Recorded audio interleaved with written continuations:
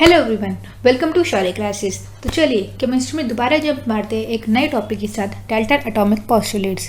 Dalton जी, जिनको father of modern atomic theory भी कहा जाता है, उन्होंने एटम के बारे में क्या कहा कि एटम दिखता कैसा है। एक्चुअली डाल्टन जी थे जो एटम वर्ड के साथ आए थे कि हम मैटर को कितना भी डिवाइड कर दें कि हमें एक छोटी सी चीज़ मिलेगी जो है एटम। कि मान लो आपके सामने एक पेपर है, एक ही पेपर है आपके सामने, आपने उसको हाफ में डिवाइड करा, हाफ में काटा, फिर आपने उसके बहुत सारे पीसेस कर दिए। मान लिया आपने उसके 100 पीसेस कर दिए, तो मान लीजिए एक छोटा पीस जो निकल के आता है छोटा, ये और नहीं, आप उसको और नहीं तोड़ सकते। तो डाल्टन ने बताया कि भाई हाँ, यही उस मैटर का, इस पेज का एटम हुआ। तो ऐसे ही सारे जो हमारे सामने मैटर होते हैं उसको हम जितना भी डिवाइड कर ले, पर हमको एक स्मॉलेस्ट अनडिविजिबल यूनिट, मतलब उसको हम और डिवाइड नहीं कर सकते, वो जो चीज़ जो हमें मिलती है वो एटम है।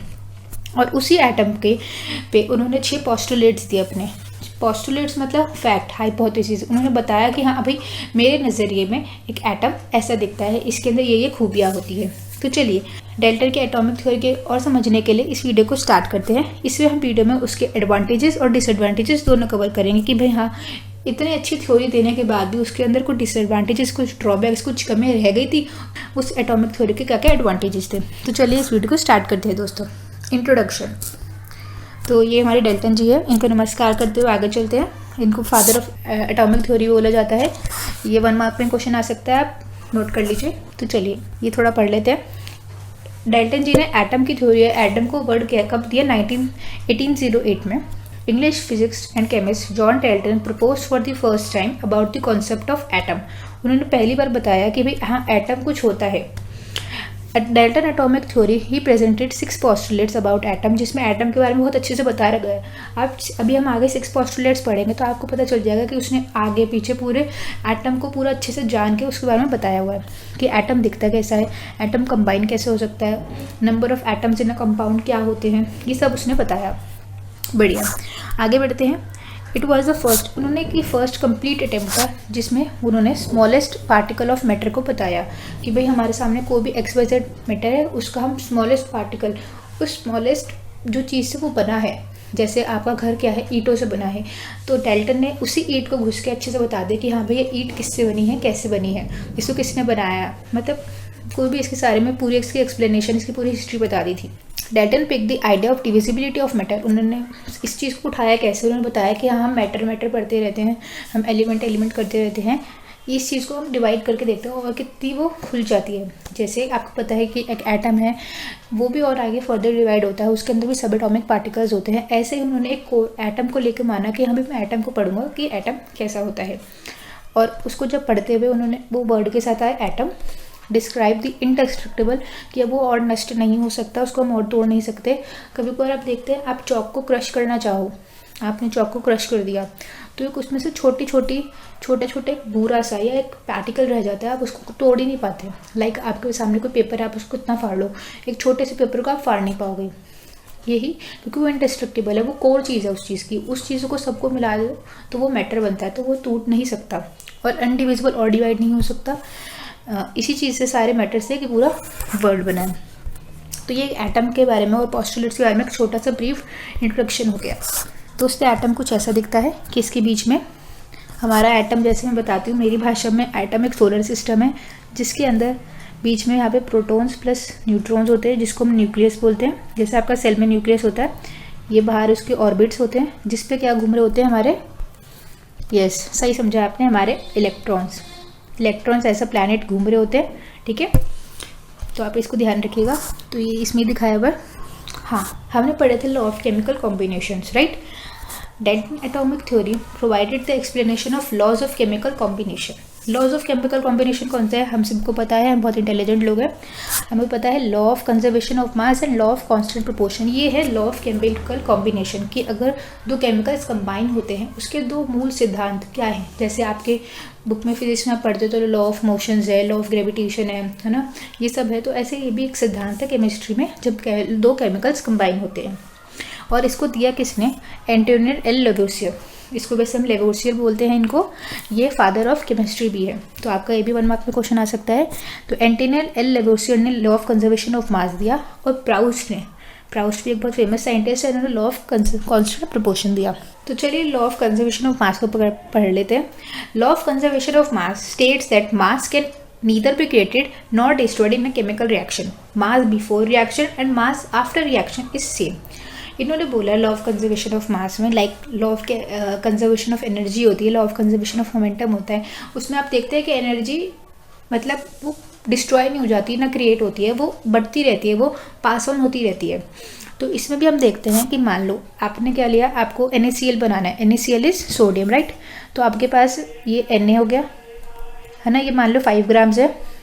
आपके पास Cl हो गया, ये मान लीजिए 7 ग्राम्स है। तो आपने इनको कंबाइन करा तो ये हो गया NaCl। अब मैं इस पर उसकी बैलेंसिंग की इक्वेशन पे नहीं ध्यान दे रही, मैं आपको एक बेसिक चीज़ समझा रही हूँ। तो Na + Cl आपका NaCl बन गया, तो ये 12 ग्राम्स का बनेगा, राइट। इसमें कोई कि केमिकल रिएक्शन में कोई ऐसी शक्ति नहीं आ जाएगी या कोई और एटम जोड़ नहीं जाएगा जिससे इसका मास 14 या 15 या इसका मास और कम हो जाए, नहीं।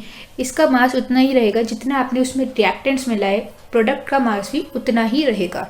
सो ये बात आपको ध्यान रखनी है। इस चीज़ को एक्सपेरिमेंटली लेबोरेटरी ने अच्छे से बताया कि भाई हाँ, मास आप कोई भी चीज़ें मिला लो, आप इसमें 5 चीज, आप इसमें कुछ और मिला लो। एग्जांपल के तौर पे मान लो आपने इसमें मैग्नीशियम मिला लिया, कुछ भी मिला लिया आपने, तो उसका मान लो 3 ग्राम्स है तो इसका मास 15 ग्राम्स हो जाएगा। और तो उन्होंने बोला कि नहीं भाई, कुछ भी मिला लो, प्रोडक्ट का मास उतना सेम ही रहेगा।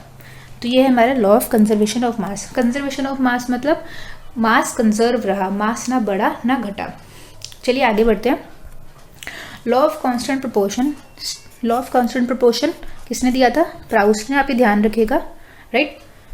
States that the element always present in a definite proportion by mass. Mass कौन सा मास? एटॉमिक मास, उस एलिमेंट का एटॉमिक मास। तो जैसे कि मतलब जैसे भी आपको दो चीज़ें कंबाइन करते हो, मान लो आपको एक पर्पल कलर बनाना है, तो पर्पल कलर में आपको पता है कि आपको equal amount of red and blue colour चाहिए। तो वो कितने प्रोपोर्शन होगा जब भी पर्पल कलर बनेगा। आपको ग्रीन कलर बनाना है तो उसमें आप ब्लू और येलो मिलाइए। तो ऐसे ही हमको कोई और अलग कंपाउंड बनाना है, मॉलिक्यूल बनाना है, तो हमको क्या चाहिए होता है? डेफिनेट प्रोपोर्शन चाहिए होता है। जैसे आप एग्जांपल, आप कोई गरम मसाला बनाते हैं, garam masala is a mixture of many spices. तो आपको पता है कि आपको कौन सी मात्रा में कौन सा मसाला मिलाना है। तो ऐसे ही कुछ कंपाउंड के साथ होता है कि भाई अगर हमें कार्बन डाइऑक्साइड बनानी है, हमें CO2 बनाना है, तो हमको उसको 3:8 रेशो में मिलाना पड़ेगा। 3:8 रेशो कैसे? हमें पता है कार्बन का मास कितना होता है। कार्बन का मास होता है 12U, राइट। ऑक्सीजन का मास कितना होता है? 16, पर ये इंटू 2 है तो 32 हो जाएगा। इसका हमने रेशो निकाला 12:32, तो ये 4 से जा रहे हैं, तो 4 से जा रहे हैं तो 3:8 हो गया। ऐसे ही H2O हमारा पानी 1:8 में मिलता है। हाइड्रोजन का मास 1, पर ये इंटू 2 हो जाएगा। ऑक्सीजन का 16, तो ये हो जाएगा 2:16।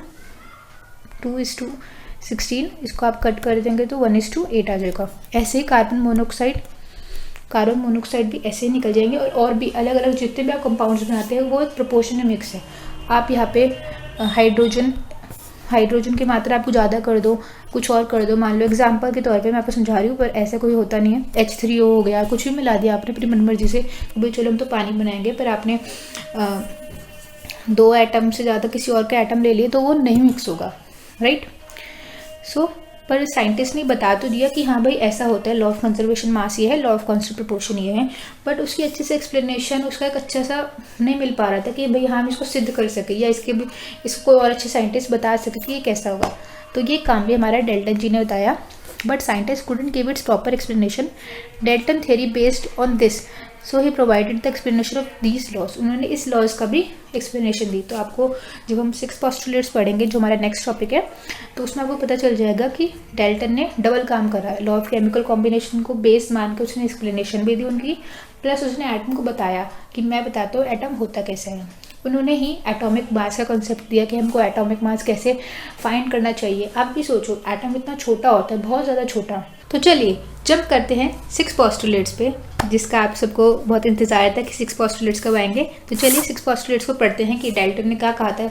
ऐसे कौन सा 6 फैक्ट्स बोले थे जिसको आज पूरा वर्ल्ड मतलब उस पर और आगे रिसर्च कर पाता है। एक स्टेपिंग स्टोन बनाई है उस सबकी थ्योरीज के लिए। जैसे आगे आप पढ़ेंगे कि रदरफोर्ड ने, नील बोर ने, जे थॉमसन ने डाल्टन की थ्योरीज को ही बेस बना के आगे अपनी रिसर्च कंटिन्यू करी। तो एक इसका बहुत अच्छा एडवांटेज हो गया कि डाल्टन ने एक अच्छा काम कर दिया। तो चलिए पढ़ते हैं। तो पहले क्या है, according to Dalton all matter whether it's an element or a compound mixture is composed of a small solar system like atoms. उसने बोला कि कोई भी एटम है, XYZ एटम है, मैटर है, वो सब क्या बना है, एक एटम से बना है। उसके अंदर ऐसा सोलर सिस्टम घूम रहा होता है। उसने सोलर सिस्टम का ये एटम का स्ट्रक्चर कैसा है ये बाद में डिस्कवर हुआ था, पर अभी हमको तो पता चल गया है ना कि एटम के अंदर सब एटॉमिक पार्टिकल्स होते हैं, प्रोटॉन्स होते हैं, इलेक्ट्रॉन्स होते हैं, न्यूट्रॉन्स होते हैं, सब होता है। तो पहले तो उसकी नज़र में सिर्फ ये कि छोटी सी बॉल थी कि भाई हाँ ये सब चीज़ों से इस सारी बॉलों को ऐसे कंबाइन कर दो, ये कि मैटर बन जाएगा, राइट। और इसके अंदर ही क्या है, एटम्स है।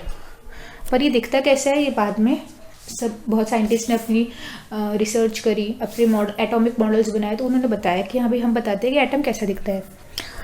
तो एटम कुछ ऐसा दिखता है, लग रहा है ना सोलर सिस्टम, बीच में सन, बीच में हमारा सन हो गया, ये हमारे इलेक्ट्रॉन्स घूम रहे हैं, राइट। तो क्या थे 6 पोस्टुलेट्स, चलिए पढ़ते हैं। First postulate, all matter is made up of very tiny particles called atom. उन्होंने बताया कि सारे मैटर क्या है, सॉलिड, लिक्विड, गैस, कुछ भी हो, वो सब क्या है, छोटे छोटे एटम से बने हैं, छोटे छोटे पार्टिकल से बने हैं, छोटे छोटे कणों से बने हैं। एग्जाम्पल है जैसे लाइक एंट हिल।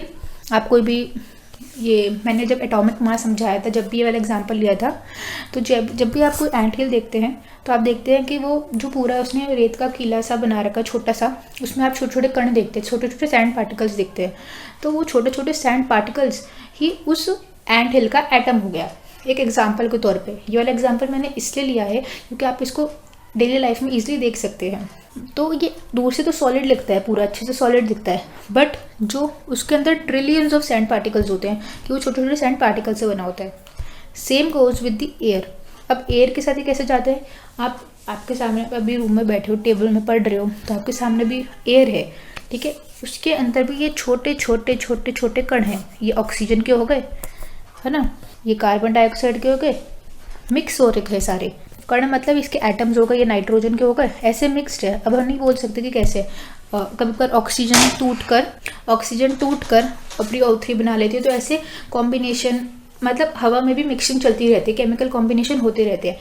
और केमिकल कॉम्बिनेशन में वो दो चीज़ें फॉलो करते हैं जो हमने ऊपर पढ़ा, लॉ ऑफ केमिकल कॉम्बिनेशन को वो फॉलो करते हैं। Air consist of different types of atom moving here and there. That air is nothing but a mixture of billions of atoms of different elements. वो एयर जो है, जो भी हवा ऐसे से बह रही है, इसके अंदर बहुत छोटे छोटे, ये छोटे छोटे छोटे छोटे छोटे छोटे छोटे छोटे छोटे क्या है, atoms of element different, nitrogen हो गई, ओजोन हो गई, हीलियम हो गया, मीथेन हो गई, सब हो गया, इसके अंदर सब है। तो इसमें भी आप देख सकते हैं कि हाँ मिक्सिंग है। आप कभी कभी बाहर जाते हैं बस, या मतलब आप बाहर ट्रैवल कर रहे हो तो आपको अलग अलग स्मेल आती है, कभी आपको कुछ जलने की स्मेल आती है, कभी आपको कुछ अलग स्मेल आती है। तो ये स्मेल ही बताती है कि भाई हाँ इसमें वो वाला एटम प्रेजेंट है। तो चलिए आगे बढ़ते हैं। आई होप आपको ये फर्स्ट पॉइंट क्लियर हो गया होगा। सेकेंड पॉइंट पे चलते हैं। सो ये आप लोग फिगर भी देख सकते हैं कि आप एटमॉस्फेयर देखते हैं तो देखो इसमें यहाँ पे नाइट्रोजन के ऐसे छोटे छोटे एटम्स होंगे, O3 होगा, है ना, पानी वाटर वेपर्स होंगे, कार्बन डाइऑक्साइड होगी, नाइट्रोजन होगा, ऑक्सीजन होगा। तो mixture of gases, yes gases क्या है, हमारा मैटर है, राइट, डिस्टर्ब्स हीट, ठीक है, ये आगे आपको जानने की जरूरत नहीं। तो हमारे एटमॉस्फेयर में हम देख सकते हैं कि अलग अलग गैसेस है जो अलग अलग काम करती है, उसके अंदर उसकी प्रॉपर्टीज़ है। जब भी वो गैसेस को, एक मिक्सचर ऑफ एयर को जब हम बोलते हैं मिक्सचर ऑफ गैसेस, क्योंकि उसके अंदर बहुत सारे मैटर प्रेजेंट है, राइट। नेक्स्ट पॉइंट पे आते हैं। Atom is a individual particle. Atom के लिए आप 3-4 वर्ड्स तो रट ही लीजिए, जैसे इंडिविजिबल, अनडिस्ट्रक्टिबल, अनइमेजिनेबल, स्मॉल। तो ये एटम के लिए बोल दीजिए, आपको एटम डिस्क्राइब करना हो तो भाई हाँ ये इतना है, right. Atoms are individual particle which can not be created not destroyed in a chemical reaction. ये हमने, आपको लगने रहा है हमने थोड़ा सिमिलर सा पढ़ा रखा है, कुछ आपको रिकॉल हो रहा है। मैं ये पॉइंट एक्सप्लेन करती हूँ, आप उसको रिकॉल करने की कोशिश कीजिए। इसने means atom can not be further divided, it is a core thing which cannot be cut into more pieces and according to law, yes, कौन से किस में पढ़ा था हमने, law of conservation of mass में।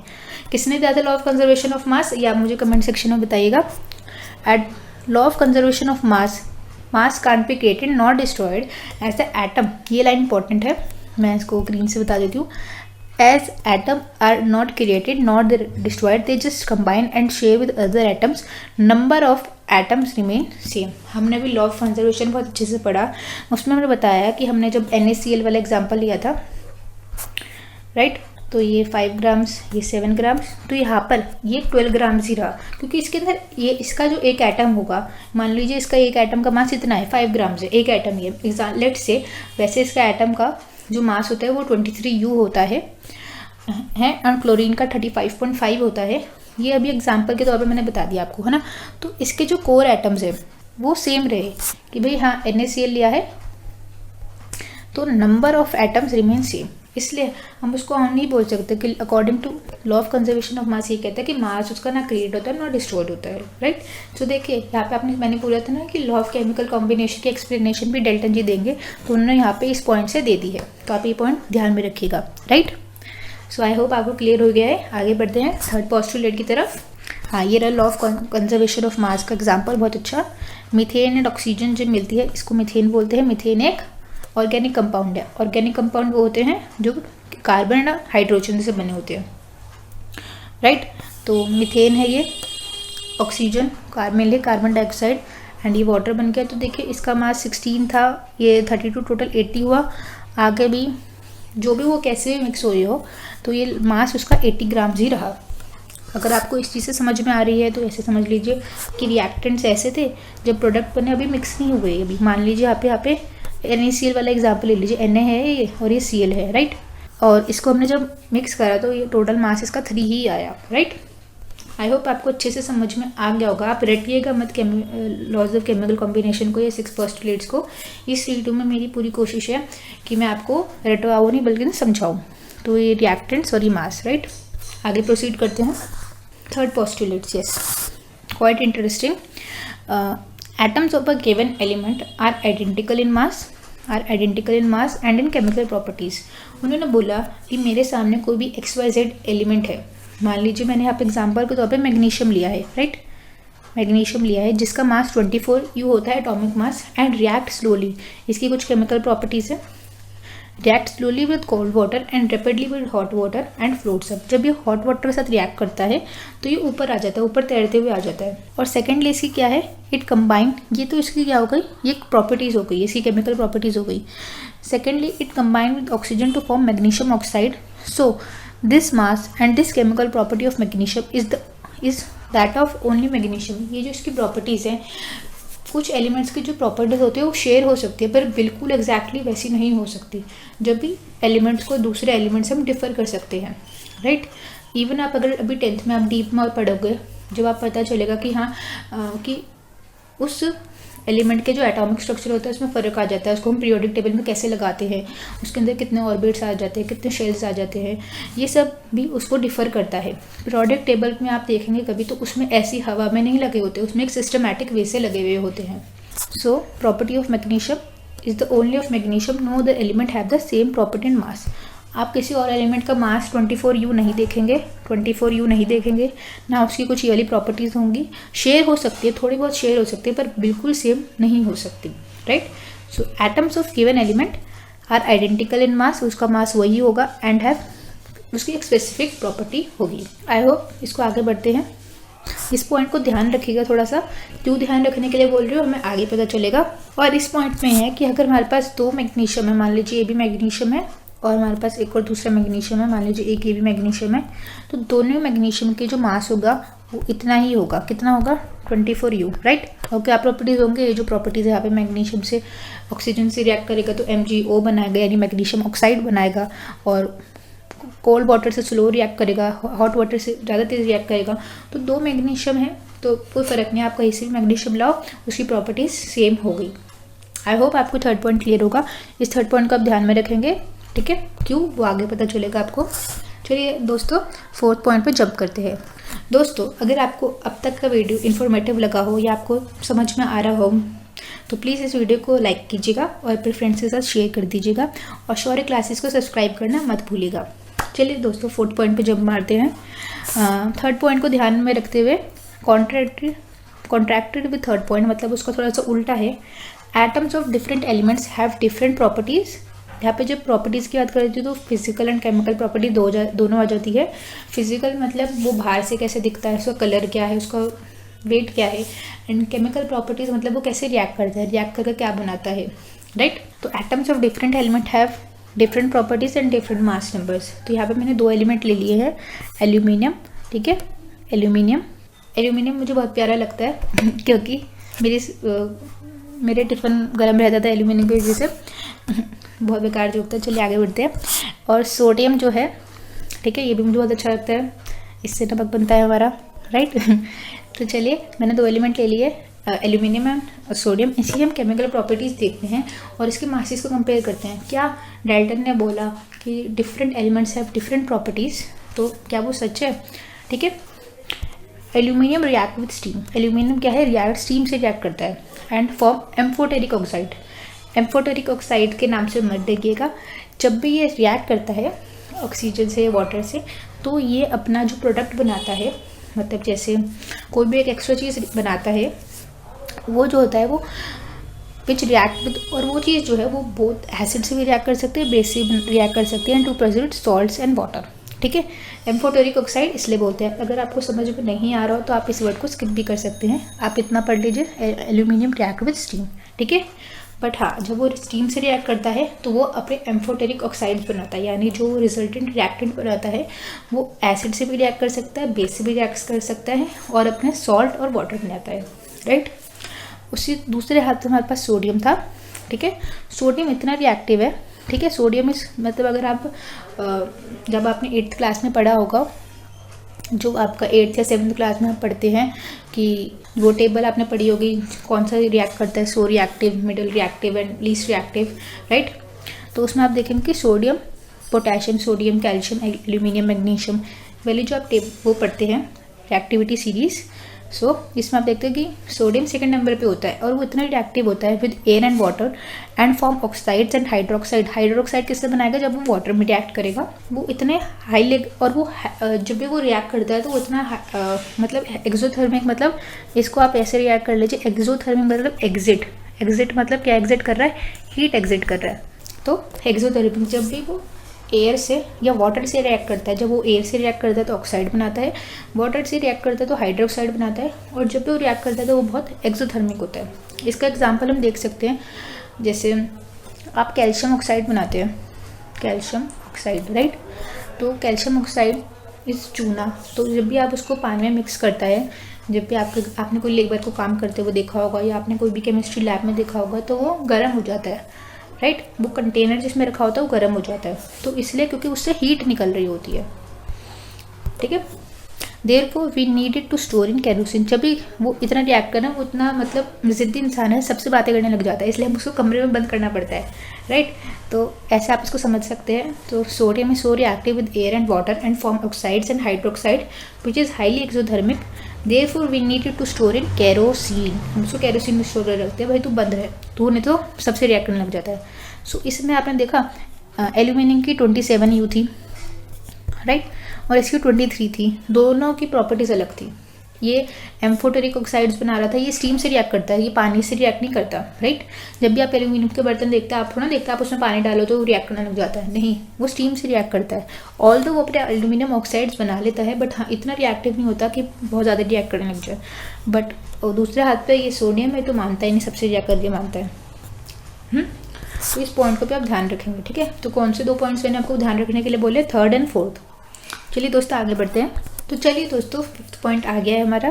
5th पॉइंट है atoms of different elements can combine with each other in fixed whole numbers and form compounds. कैसे, नहीं समझ में आया ना, तो चलिए इसको इजी करते हैं।